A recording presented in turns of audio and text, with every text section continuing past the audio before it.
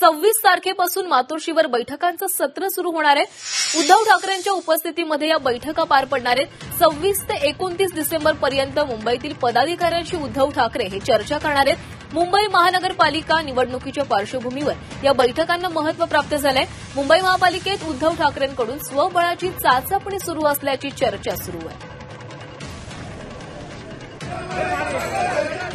तर 26 तारखेपासून मातोश्रीवर बैठकांचं सत्र सुरू होणार आहे। या संदर्भातली अधिकची अपडेट्स घेऊयात आमचे प्रतिनिधी कृष्णात पाटील यांच्याकडनं।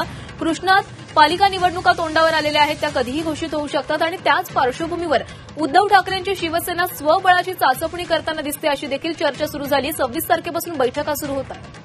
शिवसेना ठाकरे गटानं प्रत्येक विधानसभा निहाय निरीक्षकांची नेमणूक केली होती। त्यांच्या सर्व अहवाल प्राप्त झालेले आहेत आणि त्याच अहवालाच्या पार्श्वभूमीवर आता या बैठकांचे सत्र जे आहे ते सुरू झालेलं पाहायला मिळतंय आणि उद्धव ठाकरे स्वतः या बैठकांचा आढावा घेणार आहेत, ज्यामध्ये प्रामुख्यानं पाहायला गेलं तर स्वबळाच्या विषयीचा जो नारा आहे तो देखील बुलंद केला जाऊ शकतो।